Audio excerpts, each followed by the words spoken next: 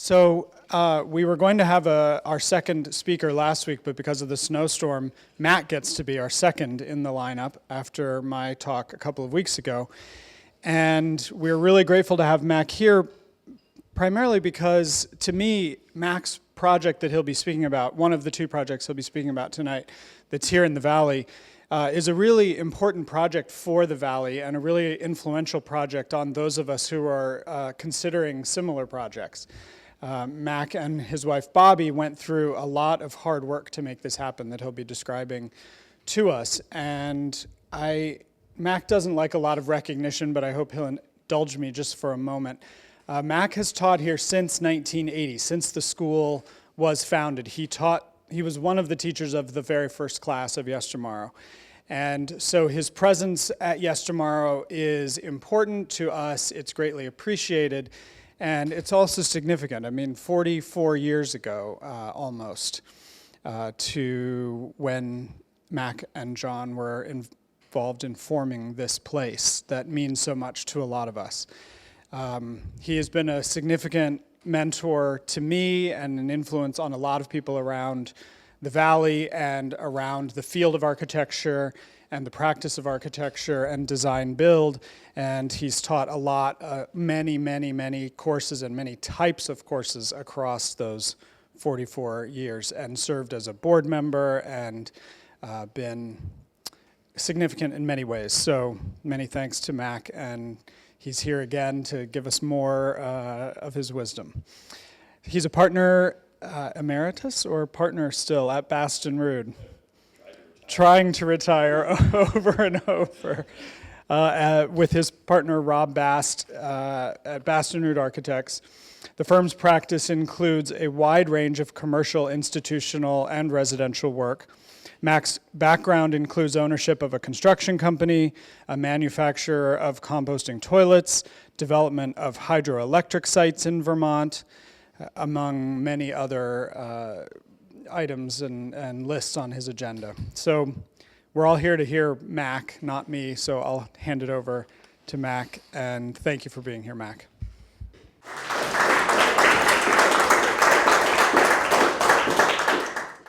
Well, thanks for coming. So I'm going to talk about two affordable housing projects that I've been involved with designing and building over the past 10 or 15 years. And my goal is to go through the process of developing these projects and have you guys say, I didn't realize it was this easy, and to go off and do it yourselves. Because we need more housing. As I think probably everybody in this room knows, we have an affordable housing crisis in the state. It's probably a nationwide crisis, frankly, but might as well concentrate here. And there are, difficult ways to do it, and there are easier ways to do it. So the first project that I am going to show you is called the Green Street Project. So this is in Hinesburg, and actually this project is not as relevant to the ease of constructing affordable housing as the second one will be, but I'm going to go through it quickly. It started out as a market rate housing project, 23 houses. And my partner, Rob Bast, and I, he lives down the road a couple miles here. This is Hinesburg Village, and most of the houses are lined up along Route 116 right there. We realized that this piece of property here was available and for sale. Most of it is wetland, so this whole section right here is agricultural, but it is wetland. But there's a slightly sloped area right here that we figured would be a good place to expand the village. So many of the things that you try to do with affordable housing, you should try to do with all housing, frankly. So among other things, you want walkability, you want to be able to walk to as many things as possible. This is like ideal for that. The town hall is here, a couple churches, the supermarket, grocery store is there, elementary school is there, the service station is right there. So you'll see in a minute, we're going to build housing right in here. We created a sidewalk to go up to Route 116 along the road there. Another sidewalk here, so you can walk all the way through the village. There's a site plan of it, so this is existing condition before we started. There's a municipal sewer line that comes from a condominium project over here, goes down through the property, and then all the houses on Route 116 come down to this sewer line. So in order to build here, we built another sewer line up here, tying into that, intercepting all these sewer lines so that we could build there. As with every project, you start off with just concepts. We took this to the zoning administrator in Hinesburg and said we were looking to do, kind of an Italian hill village, and he was Norwegian. He said, we don't do Italian here. So he said, okay, let's call it a Norwegian hill village. But, when we started with this project, what we wanted to do was really divorce it from the cars. So initially, the idea was to drive in under the village and kind of park down below and come up next to it. But what we ended up doing was designing an above-grade promenade that connected all the buildings. So this is the layout of the 23 houses. There's a commercial building slated to go here, but we built the road, we did the sewer line, we brought in power, brought in water, all municipal services. And there's a 5-unit attached housing there. There's the above-grade promenade as it was originally designed. And here we are on site, starting with the sewer line, the houses. So what we decided to do is build 2 spec houses to just get the project going. My partner built one, Bobbi and I built the other one, and we actually lived in it for a year while those are the 2 houses under construction. We put up a solar array to service the village that we were creating, and you can see the start of the above-grade promenade right there. And when the buildings are finished, you can see how the buildings are linked by this above-grade thing. But at least at the time, they weren't selling well, so it was a difficult sale for some reason. So we started looking around for alternative markets, and Bobbi, my wife, approached Champlain. What are they called? Champlain Housing Trust. Champlain Housing Trust. Actually, coincidentally, she approached Champlain Housing Trust. I approached Snyder Construction, who does some development around Williston, Taft Corners. Unbeknownst to us, those 2 were working together already on trying to figure out where to do housing, and they ended up buying after we built the first 2 houses, they bought the rest of it, and we designed affordable housing for the other 21 units, which are rental dwellings that immediately were filled. That's the shot of the opening. The lieutenant governor came and cut the ribbon on it. So those are the initial spec houses that we built, and these are the affordable housing that we built. It's a successful project. It was a little bit of a nail biter because borrowed a lot of money to do it, and obviously we're intent on trying to sell it before we lost our shirts. So that brings us to the project across the street, which it's a 10-acre parcel with this building on it, which I think is probably still the most ambitious building that Yestermorrow has designed and built. I wasn't involved in it at the time. John Connell was the main instructor, and it was designed to build over a 10-year period, so successive classes between about 85 and 95, I think. These are shot, actually this is a current shot. The others are when it was first built. And by the way, if anybody has any questions while I'm talking, pipe up. We can have questions after I finish talking as well, but if you have any questions, interrupt me, please. So anyway, we had been living in Warren for 47 years, got tired of Warren. And we loved Warren, but but we, a few of us, Skosh and Dave Sellers, and I think John was involved, and Jack Wadsworth, who's actually funded the Madsonian.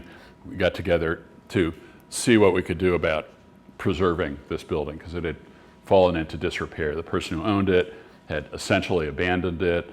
The plumbing had all, the heat went off, the plumbing had all frozen and burst, the toilets had burst, the tree had fallen through the roof over here, the floor, this section of the floor had collapsed from a plumbing leak that had happened and rotted out the floor.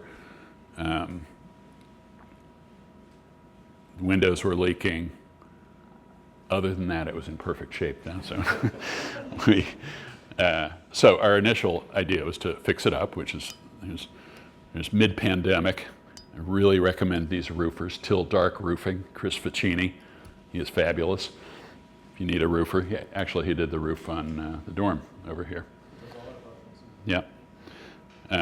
But you can see it was, roof had to not only be re-roofed but re-sheathed, and there's the rotted out floor that had collapsed, and redoing all the drywall inside where the leaks had happened, and the plumbing that had to be replaced, and hoisting up this door to replace that door back there. But while we were doing that, we began to think about, what might be the possibility of creating more housing on the site. It's 10 acres. We didn't necessarily want to live there by ourselves. Liked the idea of community and other buildings around us. Some people like, to have their own 100 acres and live in the middle of it and not see anybody, but Bobbi and I actually liked the idea of having a community with, buildings and people there. You could share things, share the lawnmower, share the coffee. Allie came over and borrowed some coffee this morning, for example. So basically, I'm going to walk you through the development process. And what was key to us in doing this project was to minimize risk. We'd done enough spec houses, including the Green Street project that I just showed you. We weren't particularly interested in, borrowing a lot of money and, hoping that we could sell before we lost our shirts. So we wanted to minimize risk as much as possible. As it turned out, we had just sold our house in Warren. It was exactly the amount of money that it cost to buy this 10 acres with the rundown Yes Tomorrow project on it. And we still had a little bit of money left over, enough seed money to kind of get it going.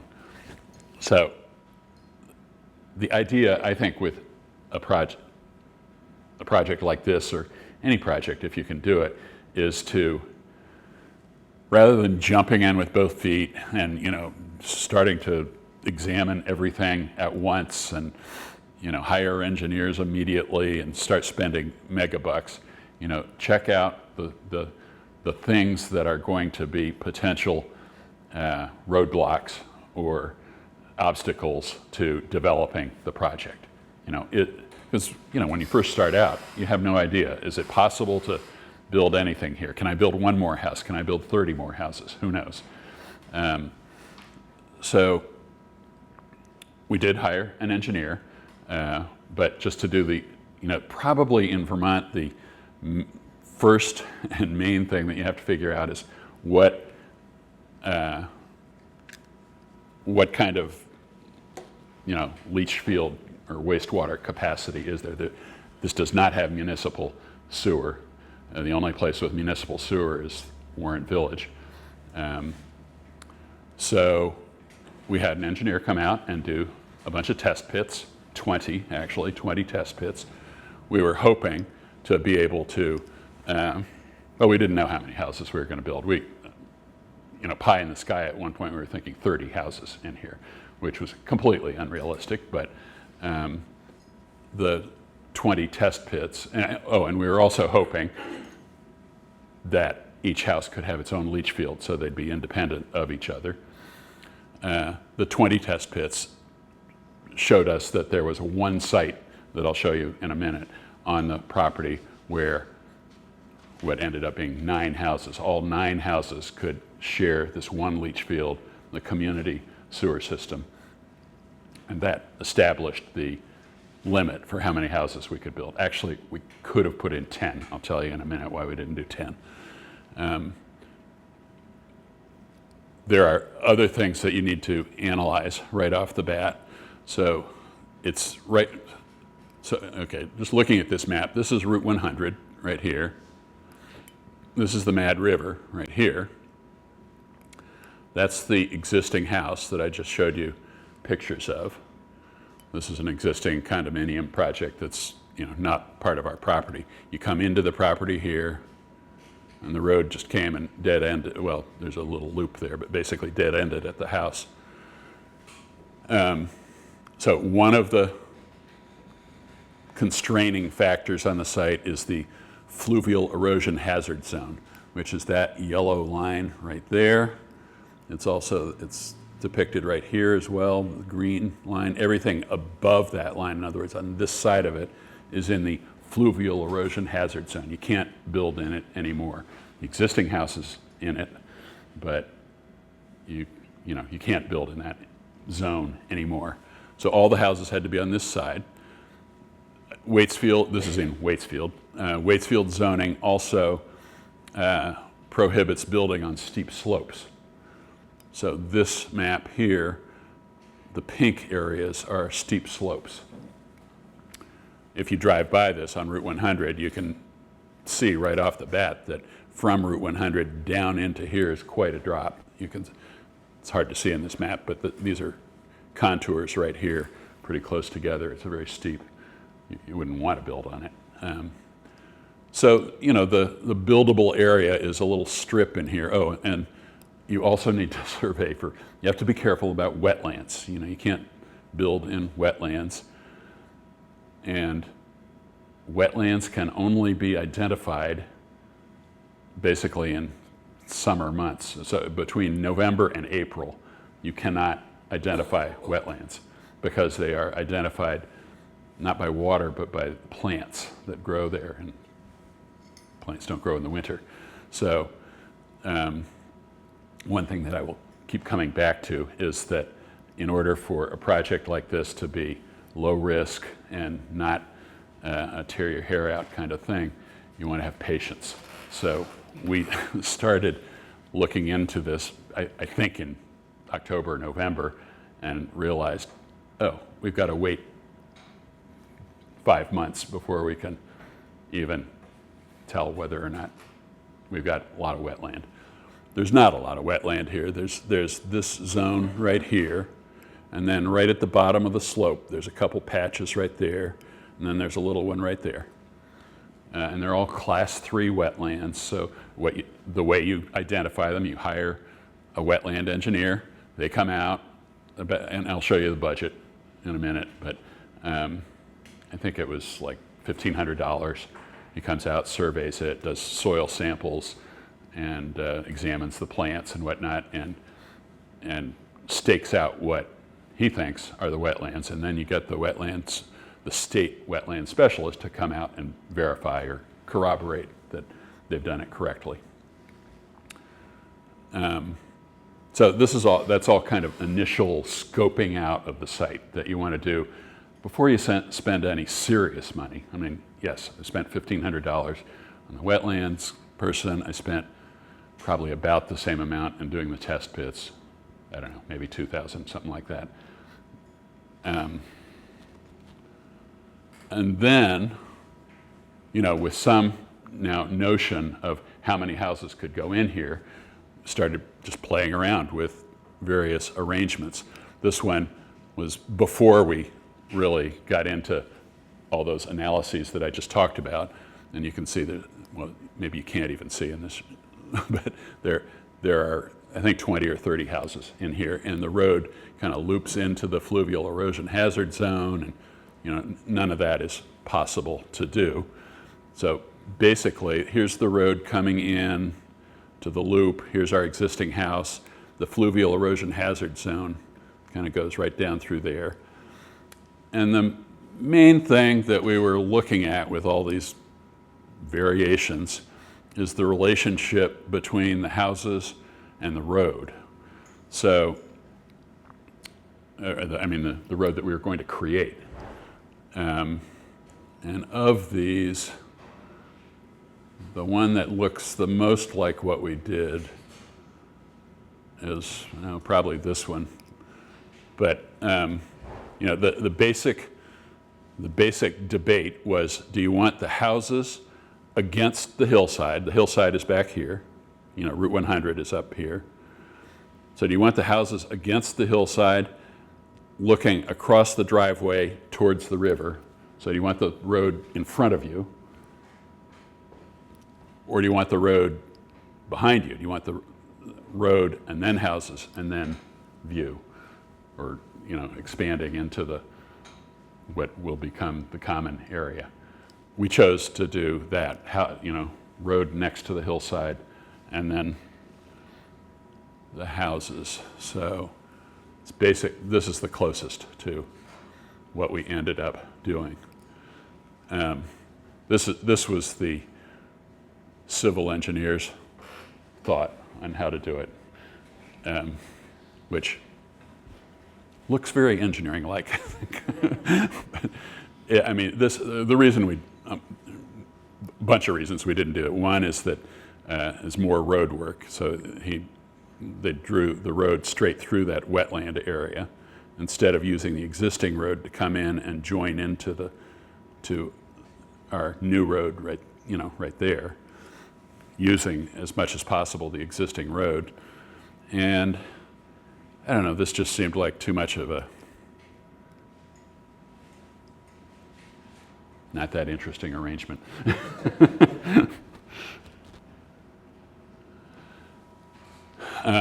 Other analyses, so here's an interesting one. These three here show when we bought the property, the survey that was given to us. You know, the property line comes down here and then over and then that way and then back up to Route 100.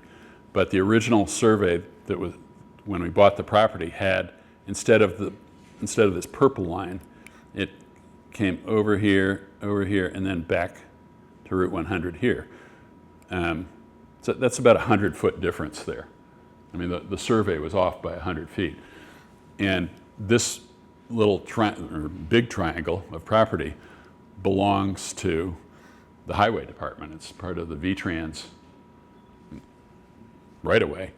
No particular reason why they need it. I mean, obviously they need it right next to the road, but this thing, it goes way down to the bottom of the hill, and it's in the middle of our road, of the driveway that we were proposing. They were very accommodating. Most of the permit people that we dealt with were really pretty good. V-Trans especially.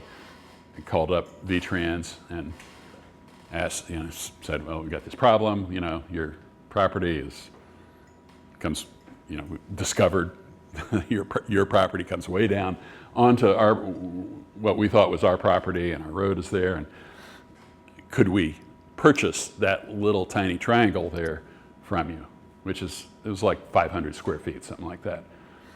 And the guy I was talking to said, well, it's possible, but it's going to it's hardly worth anything, and it's going to cost more to survey it and have it appraised and everything else. It's going to cost more to do all that than it's worth. He said, why don't you just get an 1111 permit?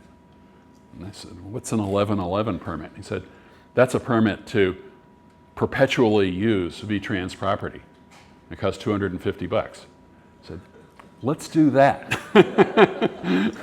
So we have an 1111 permit on that little piece of triangle property there.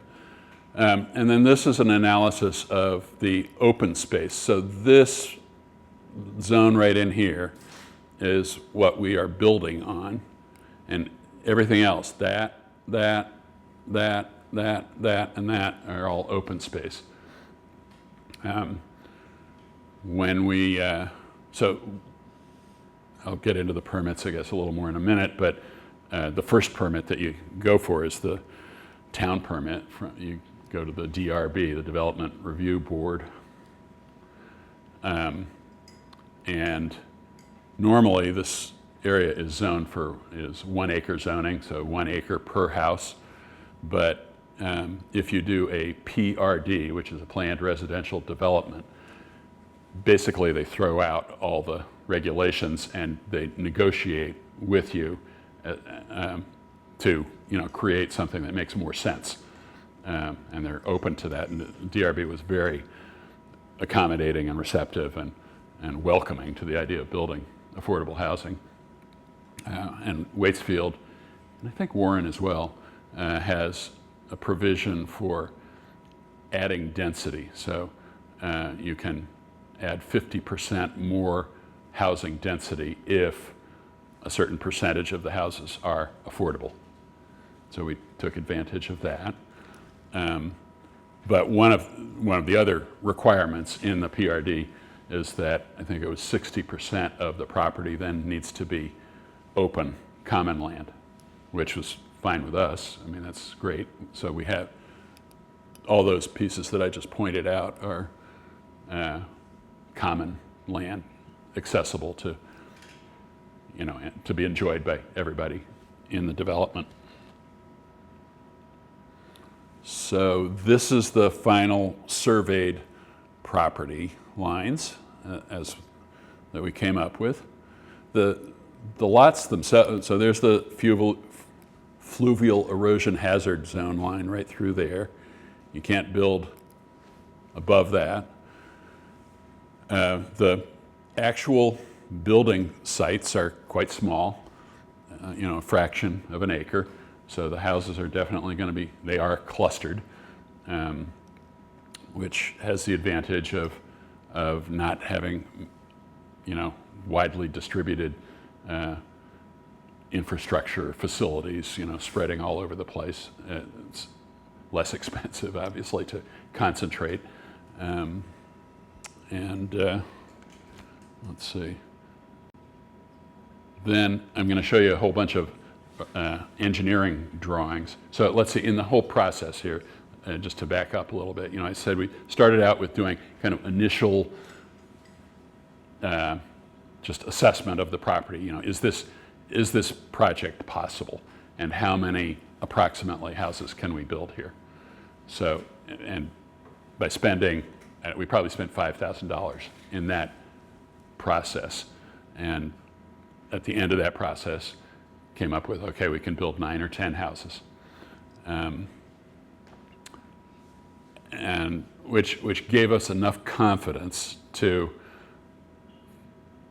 and during that time period, we also went to the DRB and did a preliminary presentation to them about, we didn't have all the engineering done, we haven't nailed everything down, but we just showed them, here's what we want to do. Do you folks have any problem with it? We want to flush out any major issues that are going to arise. And they didn't have any major issues. They were very supportive. So we figured, okay, with the test pits, we can do 9 or 10 houses. The DRB is happy with what we're trying to do. So now we're down to, yes, there are state permits that we have to get, wastewater, erosion, stormwater, but these are all things that they're not like deal killers. They're not, it's not going to prohibit you from doing the project. It's just a matter of what exactly do I have to do to control the stormwater? What exactly do I have to do to dispose of the sewage and the wastewater? So that gives us the confidence to hire engineers and start really doing the work that's necessary to get those permits.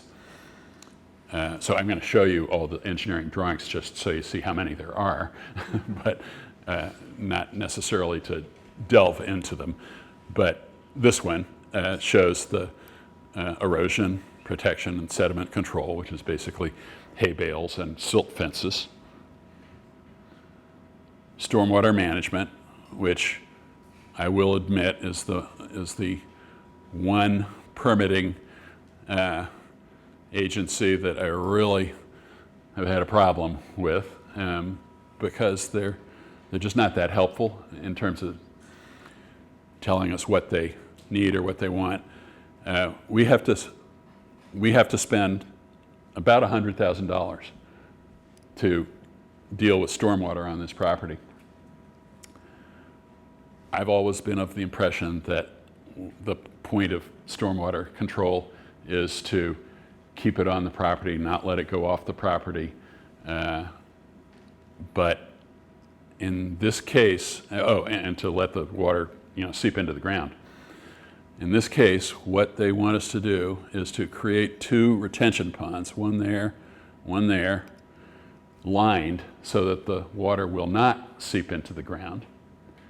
And then to create 2 12-inch pipes to overflow those retention ponds into the river. And actually, Forrest and I went up there and talked to him to see, is there any negotiation that can happen here? Or basically we asked him, what's the goal? What is your goal here? And they said they had no goal. Couldn't believe it. But anyway, that's what we're going to do. You can't fight City Hall. Wastewater was great, in terms of the permitting process. There's the leach field over there. So that is a leach field. It's 18 trenches. It's a standard, it's not a mound system. It's just a standard leach field, perforated pipe in gravel trenches. Because the site is relatively or almost flat down here. Let's see, there's a pump station right here. So the septic tank, every house has a septic tank. And then the septic tanks empty into the pump station. We were hoping that there'd be one pump station, but you can't get enough slope from these houses to that pump station to be able to do that. You couldn't get the pump station deep enough because the water table on this site is only about 5 feet down. You dig down 5 feet and all of a sudden you're in a lake. So we have 2 pump stations. There's one right there and the other one right here. So these 4 houses drain to this pump station, and that pump station pumps to this pump station, which is where these 4 houses drain to, and then that pump station pumps to the leach field.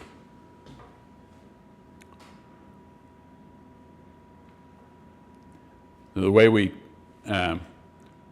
the economics of this project work, as I said, we ponied up, a certain amount of seed money, probably, I don't know, something like $15,000 worth of engineering work to kind of get this far, and then financed all the actual infrastructure work by selling the lots to willing people, like some of whom are in this room. We also donated a easement to the Mad River Path. Mad River Path is a path that eventually is going to go from Warren to Moortown. And the path comes down our driveway and out this way, and then eventually is hopefully going to keep going across that, or alongside the cornfield and meet up with Kingsbury Road. You can't see it on these, the drawings are too small, but in the DRB process, we also manipulated the setbacks. Usually zoning calls for, I think in Waitsfield, the setback is 15 feet or 20 feet from property lines. Because the lots are so small, what we wanted to do is, rather than kind of legislate that the house is going to sit right in the middle of the lot and have a little piece of land on either side of it, we wanted to move the houses to one edge so that everybody had as much property of their own property as possible next to the house. So the setback on the south is to our left, basically, on all these maps. So we wanted to move the houses to as close as we could get them to the north property line. So the setback is 2 feet from the north property line, it's 14 feet from the south property line.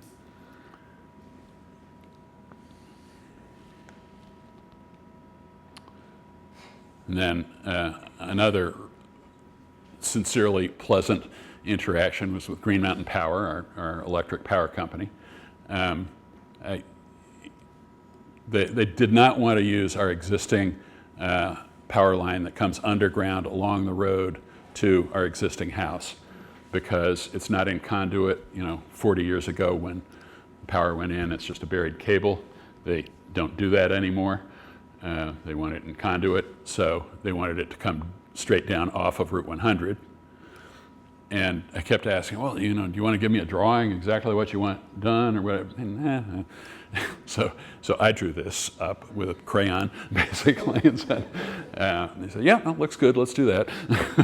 The power comes down to what they call an MTC cabinet, which is essentially a big junction box, and then branches to a transformer, one here, and then from the transformer, it goes to a little pedestal, one here, shared by two houses. So, underground to a pedestal, and then the pedestal serves these two houses. This pedestal serves these two houses, etc. It's not required, but so far the houses are all electric. Heat pumps, probably electric chargers for cars. I think the houses will be 100% electric, and it'll have at least 200 amp service. Keith, who bought this house, he wanted 400 amps of service, so that's what he's getting. He's got a lot of electrical loads. So here's the money shot. And by the way, I'm happy to email any of these slides or the whole slideshow to anybody who wants it, especially this one if you're interested in the numbers. My email is easy. It's rood@madriver.com. But you can, these are summaries obviously, but the wetland survey, $1,600. All the civil engineering from beginning to end was close to $50,000. We've got another $1,200 to go. Legal, the legal is mostly drawing up the homeowners association agreement, but also closing costs on the sales of the property. Permit fees totaled about $6,000. So that's all pre-construction costs, $67,000. And then here's the big chunk right here. We've spent $301,000, got another $42,000 to go, and that's what that is comprised of. You can see,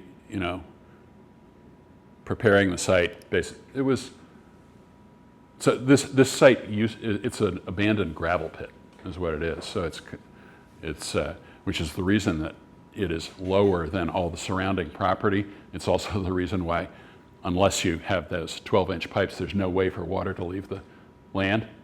You have to engineer it to get the water off of the property. It had grown over the last 40 or 50 years, it had grown up into basically scrub trees, most of which we had to cut down in order to do all this site work. But we did use the trees. Allie is right here, my daughter, built a house and framed it with the wood cut off of the site. Anyway, that's what the 10,000 is. Building what I call the new road, so the road that was not there yet, 32,000. We have to expand the existing road to 20 feet so a fire truck can get in there easily. So that's another 23,000. We're supposed to pave the first 30 feet of the intersection with Route 100, which will be nice because in the winter it's borderline dangerous to try to get onto Route 100 from this muddy, icy driveway. 92,000 for the septic. So what Bobbi and I are doing is we're creating affordable lots. We're not building the houses. It's up to people buying the lots to build the houses, which is actually kind of unusual. Most affordable housing projects are, first of all, done at a larger scale, and usually by an agency like Champlain Housing Trust, where they're not just selling lots, they're building the whole thing, either renting or selling the houses. So actually, when we went to the DRB with their, density bonus for affordable housing, we told them, well, we're not really building the housing, we're creating affordable lots. And there was, some discussion about how is that going to fit into their definition of zoning and affordable housing. And we told them that first of all, we're leaving it up to homeowners to figure out how to build the houses affordably, but that, so far, we've got 3 houses in there, and they've all had Yes Tomorrow classes involved with them, so that brings the cost down to a certain extent, and there's a lot of DIY going on with the houses. So, that's what we convinced the DRB was going to promote and perpetuate the affordability of not just the lots, but the housing. And we also, in the HOA, the Homeowners Association Agreement, we restricted the size of the house to no more than 2,000 square feet, which is plenty big for a house. But what we thought we would try to do is discourage or prohibit McMansions. Nobody can come in and build a 10,000 square foot $1 million house. And I got off on a tangent there. So when we're selling these lots, sold the lots with the road in, power to each of those pedestals, and the community sewer system, leach field, pump stations, all that. But it's the homeowner's responsibility to put in their septic tank and hook up to the pump station. The septic tank is about $5,000. So the septic tanks are not part of that 92,000. Trench and so 38,000 it was Kingsbury Construction who did virtually all the site work on this. I've worked with them for a long time, 40 years at least, and enjoy working with them.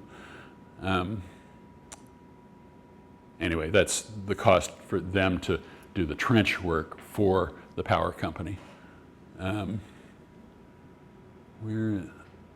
Right, because here, GMP, the 21,000 is the actual cost for the power company, the conduit and the wires.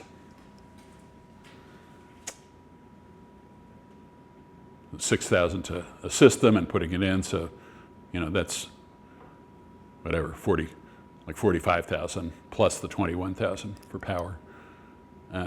Stormwater, as I mentioned, it's 92,000 plus the 10,000 to design it, so it was $100,000 to do the stormwater, and then a contingency, 10%. So that number is those two.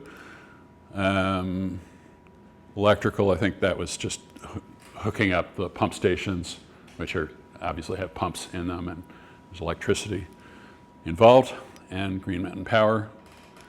So total construction plus money to be still spent, 368 plus the 68.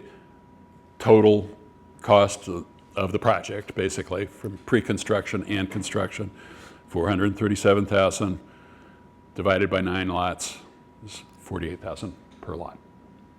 That's which is, we sold the lots for 82,000 apiece. So basically selling the land for whatever the difference is, they're 34,000 per lot.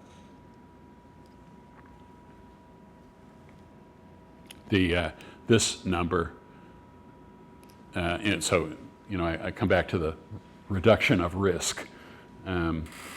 Early on, as soon as we had an idea of what we had to build and what was involved, we went to Kingsbury Construction, who, as I said, I've worked with a lot. We didn't go out to bid.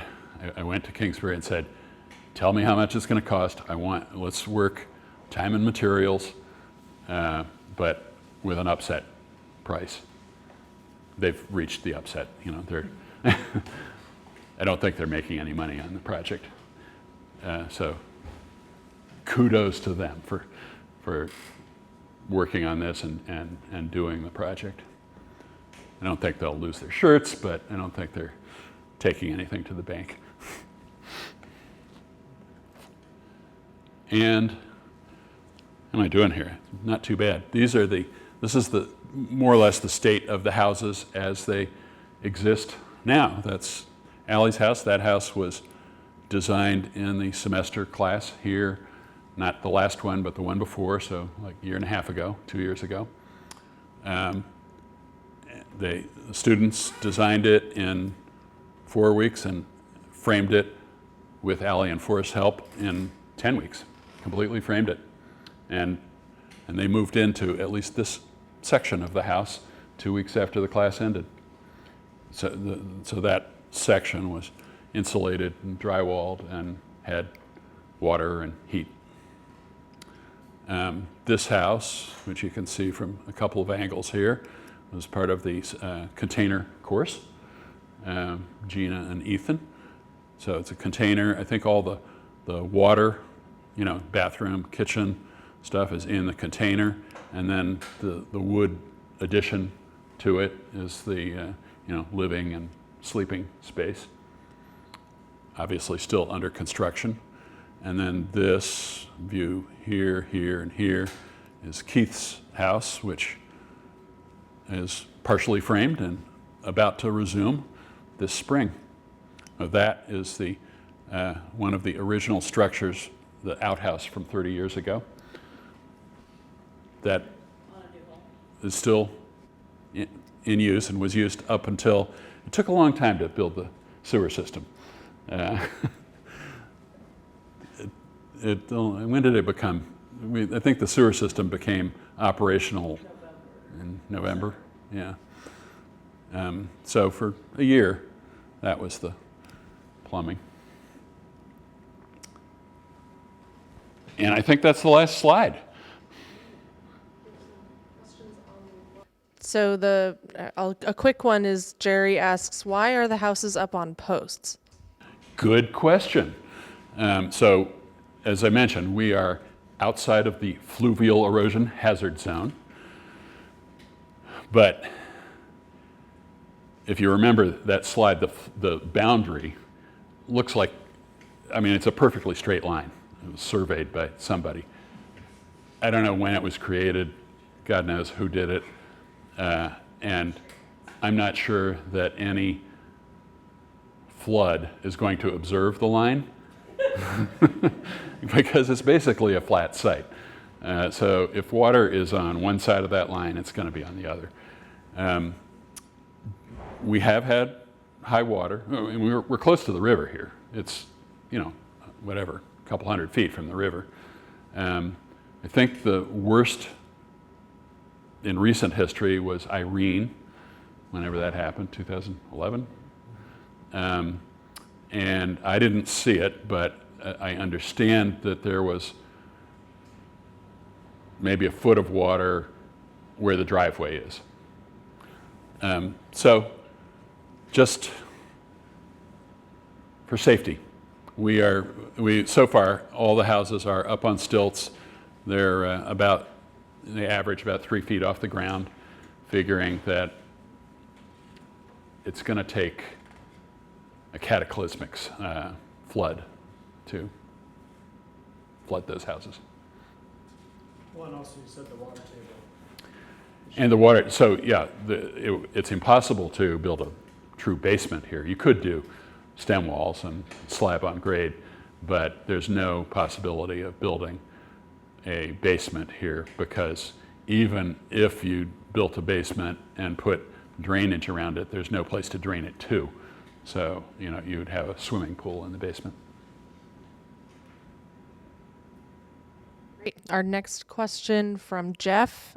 They ask, what is the definition of affordable housing as applied to this and the Hinesburg projects? Good question.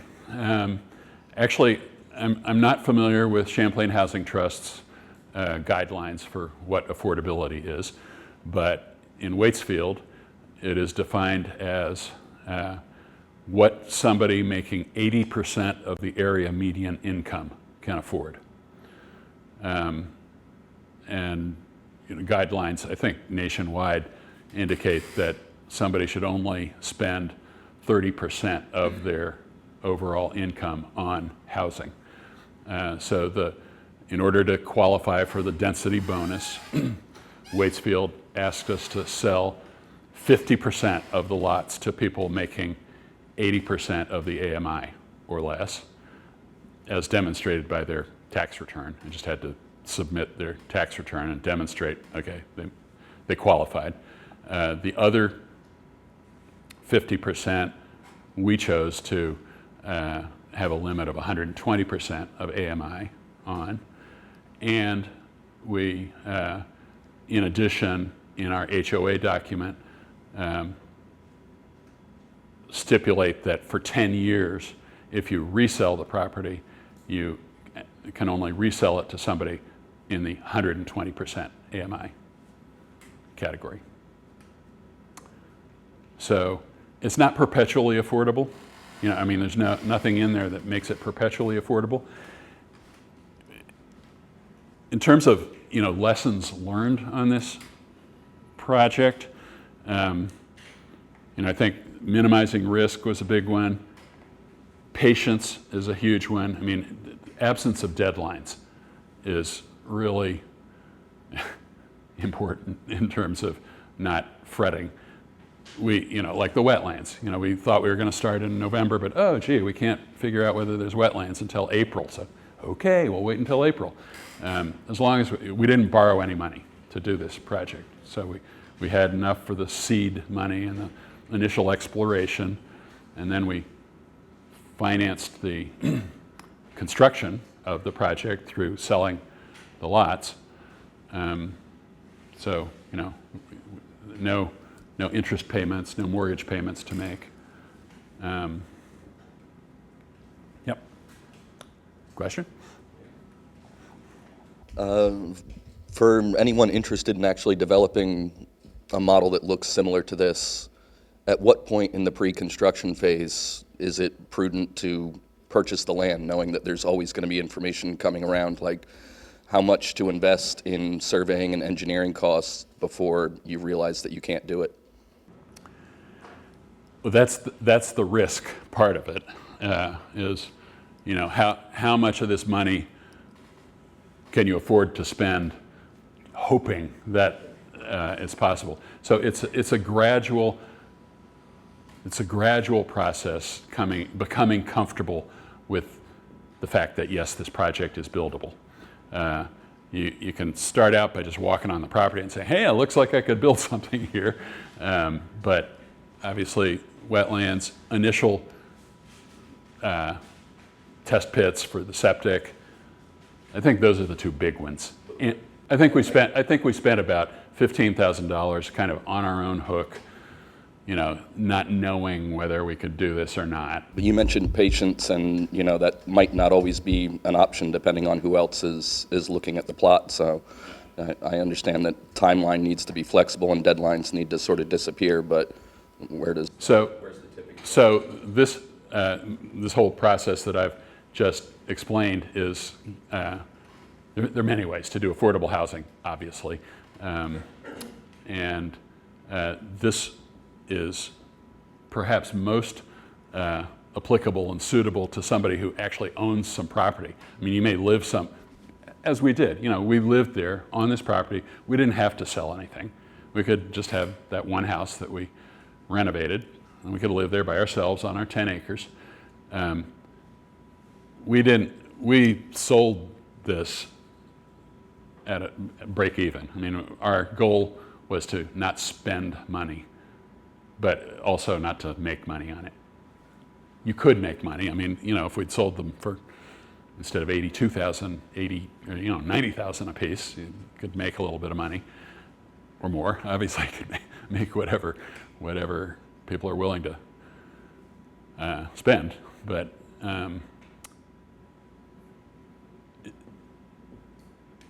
in some ways, I'm kind of promoting this process to people who actually already own a property. Maybe they sit on 10 acres or 5 acres of land that only has one house on it.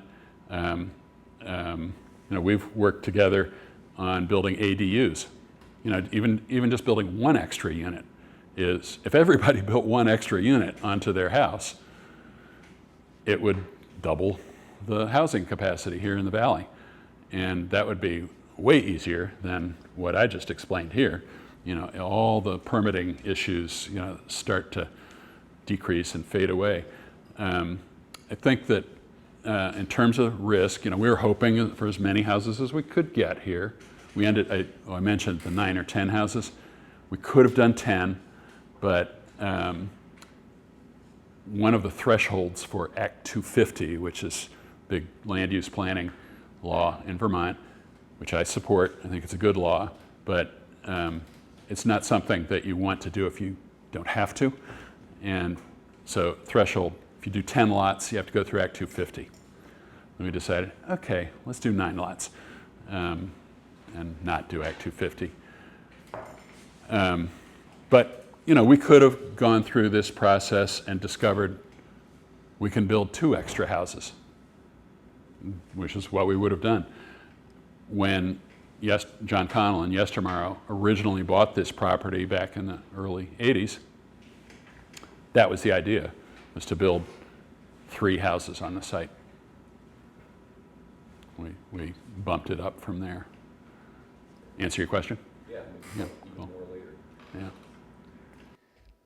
Yeah. Winter asks, how long has this been an idea of yours? What's an approximate cost to build a home on the prepared lots? Very inspiring. Obviously, the cost of the house depends what you're doing.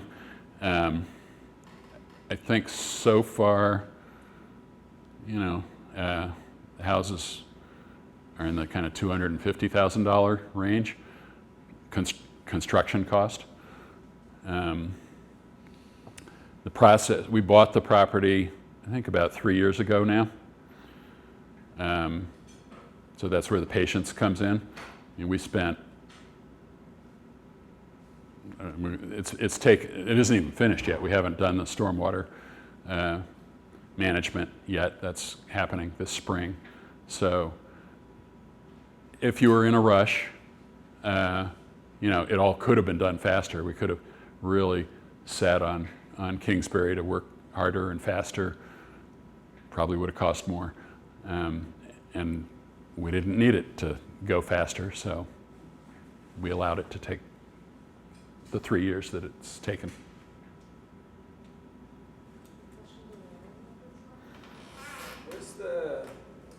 this the 9th lot, Matt?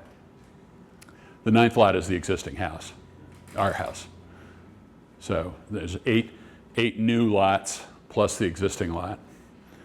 And the common land eventually will be the 10th lot. So the Act 250, it's weird, but if you wait 10 years, then you can subdivide, create another lot. So currently, the common land is actually part of your lot. But once the 10 years is up, we'll formally subdivide it so it's its own lot. And it would be buildable. Hmm? And it would be buildable. And it's not buildable. The common land is not buildable, but it is a lot, so it would have been a 10th lot. It would have precipitated Act 250 just by virtue of saying the common land is a 10th lot. Awesome. Okay, Zachary, sorry. I have built many small structures on helical piers, never a whole house. Who completed the installation and who have the new landowners consulted with to satisfy structural requirements for their builds? Any steel frame or just wood? Well, you could ask the inhabitants of the house how they like how much it moves. It doesn't bother me because I'm in the other house, you know, but actually our house moved in that earthquake we just had. It swayed. I was upstairs and it swayed back and forth.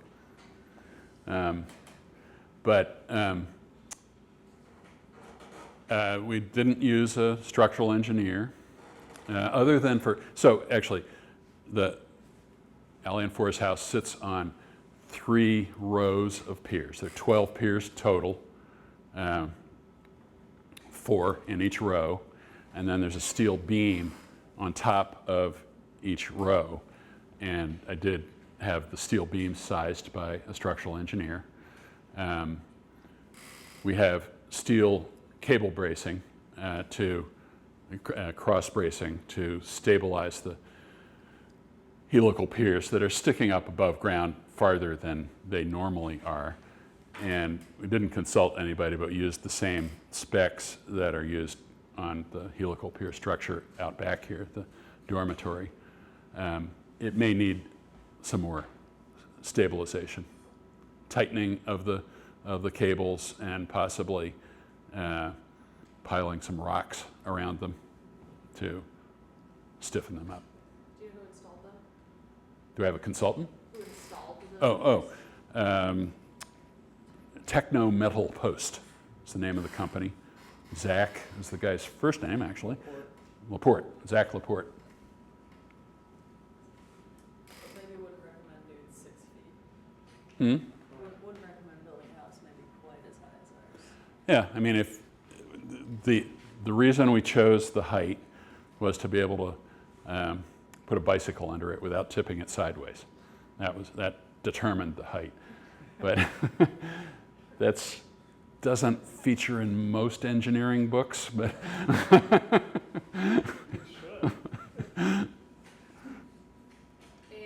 Jeff asks, what is the status of John's original red pylon house, and how does it integrate with this project, if at all? I think you've touched on it a little bit, but feel free to elaborate. The original house, we live in it. Bobbi and I live in it.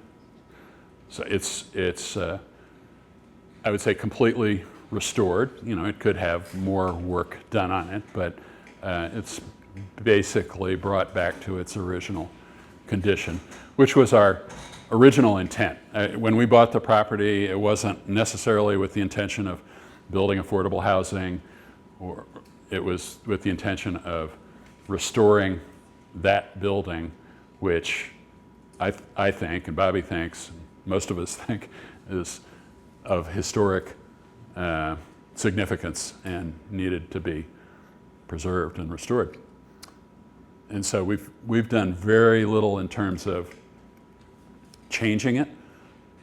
Some extremely minor changes made to it that I think people would hardly notice.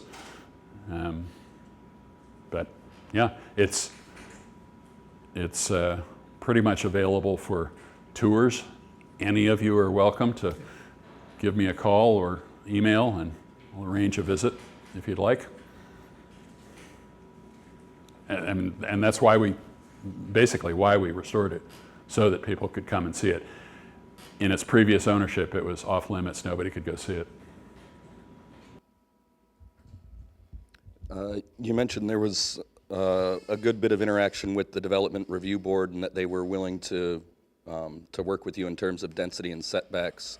How likely is that to arch over other townships, other areas? I mean, Warren's pretty understanding. Yeah, this is Waitsfield, but I think Warren is too. I think that, frankly, most towns, most DRBs would be receptive to this. I mean, if you're on a planning commission or on a development review board, you're aware of the fact that we've got a housing crisis. And it's part of their mission, I think, is to figure out how are we going to solve the housing crisis. And therefore, unless you're doing something that's, totally weird and destructive, I think they're going to be supportive and bend over backwards to make it possible. So there's not necessarily parameters that they can work within, it's discretionary at that point?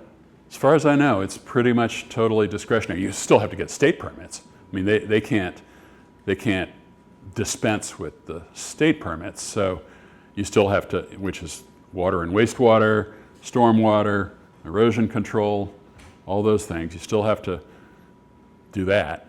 But what local DRBs and planning commissions regulate is zoning, which has to do with the use of the property. So they probably can't do that. I mean, you couldn't put a cement factory here or something. It's zoned residential, which is what we're doing. I don't think they're allowed to change the use, but they can change setbacks. They can change density. I think they can even change heights. We didn't ask them to change heights. But those are the kinds of things that very early on in the project, you want to go and ask them. Say, here's my idea. Here's what I want to do. I want to build a skyscraper. And they'll say, nah, I don't think so. or sure, go for it. It ties directly into my questions about the timeline. When is it appropriate to shell out money? So, yeah, that's very That you can do almost for nothing. I mean, I think, show up to the meeting. yeah, I mean, you have to make an appointment, and I don't know, there might have been a fee of $50 or $100 or something to go have the preliminary assessment, but basically free to do that. I would love to hear more about the process of creating the HOA, and I guess a few sub-questions would be, did you create the HOA after the lots were sold with the new homeowners, or was it before? And did you write in anything specific with duplexes? And then the third question would be, did you write in anything specific with short-term? Okay, all good questions. So the HOA was written before we sold any properties. Actually, the DRB required that in order to create a planned residential development.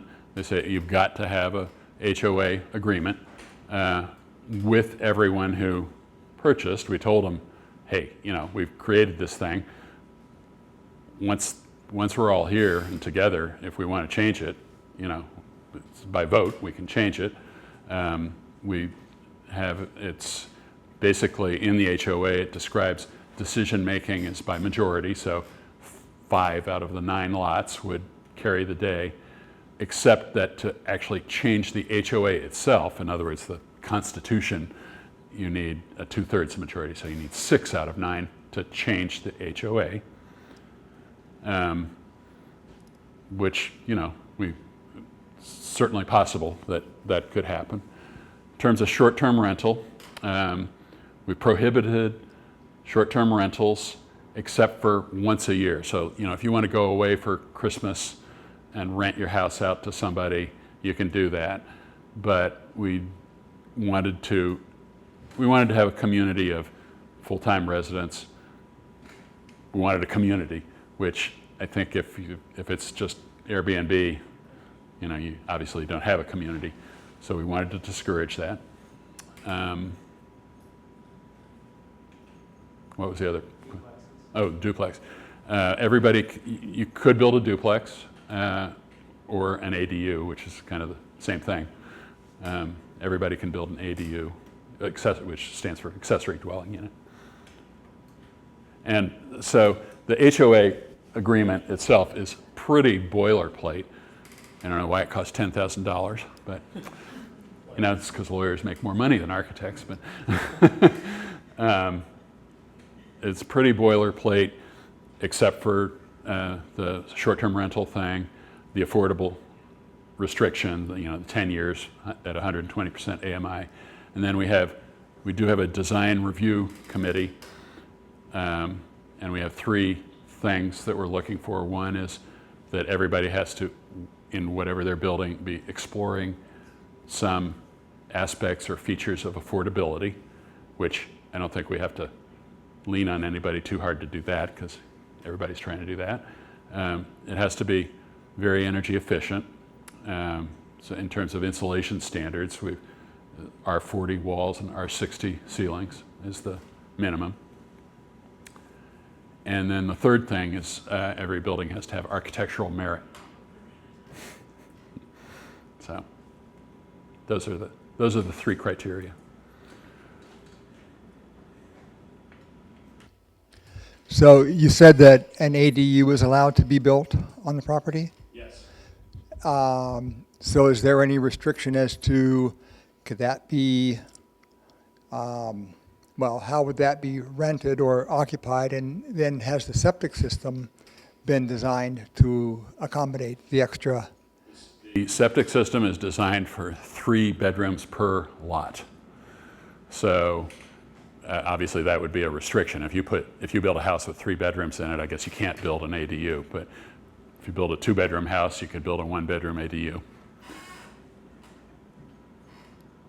And the size is restricted by, I think in Waitsfield, it's either 1/3 of the main house or 800 square feet, whichever is greater, smaller, whatever. Yeah. How many of those lots are being sold to the lower percentage? The requirement was that 4 of them are sold to 80% AMI and 4 of them to 120% AMI. They're all sold, and so far, I think 6 out of the 8 have been sold to 80% AMI people. What do you mean? Say again? So your HOA ruling was if 5 lots wanted to do one thing, you could essentially get outbid in that scenario. I mean, you can get outvoted, not, yeah. I mean, but that would be for things like, do we want to, I don't know, buy a lawnmower, or do we want to plant corn over in this edge of the common land, or things like that, to change the fundamental, laws of the development. You'd have to have 6 out of the 9. We have a few more questions online. How did the property owners handle frost protection for water and sewer?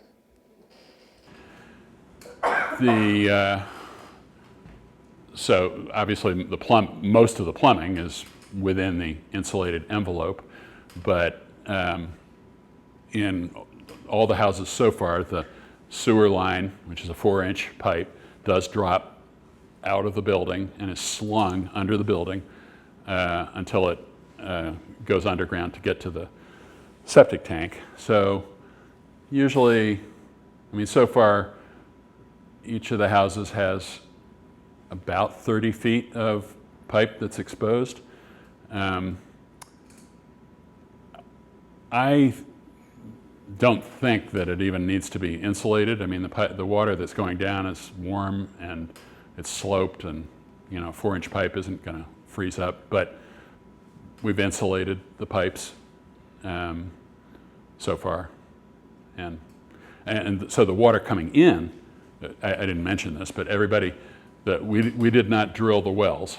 as part of the infrastructure development. But we've encouraged people to share wells. So the first well, obviously it depends what the yield is on any of the wells. The first well had a very good yield and is being shared by 3 houses.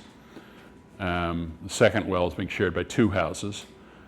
So, you know, there's hopefully one more well to go. The incoming water obviously is also exposed for about 3 feet. It's underground from the well to the house, but then from the ground to the insulated floor, it's about 3 feet. It's within I guess it's about an 8-inch pipe. And the water line is right in the middle of it, and that pipe is filled with insulation. And there's a heat cable in the pipe that uses electricity, but I don't know, Brad could tell us, I think it uses about as much electricity as a 40-watt light bulb. It's not a significant amount of electricity. I mean, sorry? It's self-regulated. Self-regulated. It only comes on if the water gets really, really, really cold. Right. But that's not, you know, a law. You could build a completely insulated, you know, heated structure from the ground to the house if you wanted to. But so far it's just happening within an 8-inch pipe. Question from Peter, do the buildings on piers generate storm water? From the roof, you mean? You know, it's an interesting question. I mean, when I've tried to argue with the stormwater people, I mean, that would be one argument that, you know, our footprint really, the piers are 4-inch pipes. So what's the area of that? It's like, you know, 6 square inches, and there are 12 of them. So you could argue that the footprint of each of these buildings is only about 4 feet or 5 feet, but there's a roof over the whole thing. You know, I think the stormwater calculation is based on the size of the roof, even though it's completely open under the building. Winter asks, did you have to subdivide and file that with the town during the seed money exploration phase in order to then sell them to fund the rest of the project? You have to go through all the permitting and surveying and recording, and I mean, you have to have it all done in order to sell it, and that's not by a town regulation. That's an appropriate thing for a buyer to have their lawyer look into. You know, is this a legal subdivision? Is this a legal thing to buy? So, I mean, the answer is yes. It all has to be done before you can sell anything. One more online, and then we'll have some time for a few more in the room. Is your $250K building estimate assuming DIY labor or hiring contractors? And assuming we're talking about DIY. I mean, the cost of the building is so variable. You know, that just happens to be my observation of what people have probably spent so far or are intending to spend. You could easily spend more, and with difficulty you could spend less. And DIY obviously has a major impact on cost. Getting classes involved obviously helps. Any questions from the room? Well, thanks for coming, folks. Thank you, Mac. Yeah.